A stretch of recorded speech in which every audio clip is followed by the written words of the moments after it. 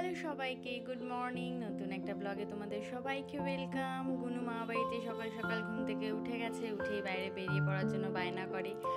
ও উঠানে একটু হাঁটতে চায়, যেহেতু ওই বাড়িতে অতটা স্পেস পায় না হাঁটার, তো ওই জন্য এখানে একটুখানি হাঁটাহাঁটি দৌড়াদৌড়ি করতে খুব ভালোবাসে। আর মামা বাড়ি মানেই তো আবদার, ভালোবাসা, সব কিছু মিলিয়েই তো মামা বাড়ি। সত্যি মামা বাড়ি একটা আদরের জায়গা, আলাদাই আদরের জায়গা।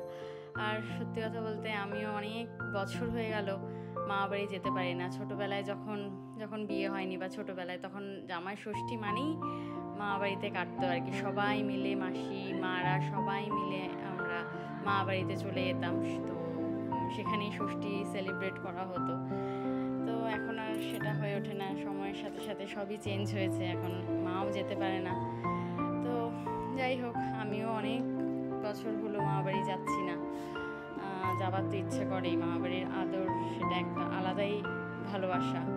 ছোটোবেলায় যখন যেতাম তখন সবাই খুব আদর করতো। তো যাই হোক, যাবো, ইচ্ছা আছে আবারও মামা বাড়িতে ঘুরতে যাব। তো ওরও তাই, মামা বাড়িতে এসে তো মানে বায়নার শেষ নেই, দুষ্টুমি করার শেষ নেই। তো এখানে আসলে তো আমি মানে মেয়েদেরও তাই, বাপের বাড়িতে আসলে তো রীতিমতো পায়ের ওপর পা তুলে রানীর মতো থাকার একটা পরিকল্পনা থাকে। আমিও তাই, এখানে আসলে তো কোনো কাজই করতে হয় না, মাই করে সব। এমনকি ওরটুকুনি কাজও আমি করি না, ওই রীতিমতো ওরটাও মা রীতিমতো রান্না বান্না খাওয়ানো সব করে দেয় আর কি। বেশি কিছু হলে হয়তো আমি, ও যদি বেশি দুষ্টুমি করে তখন হয়তো আমি একটুখানি ধরি, নচেত মাই করে।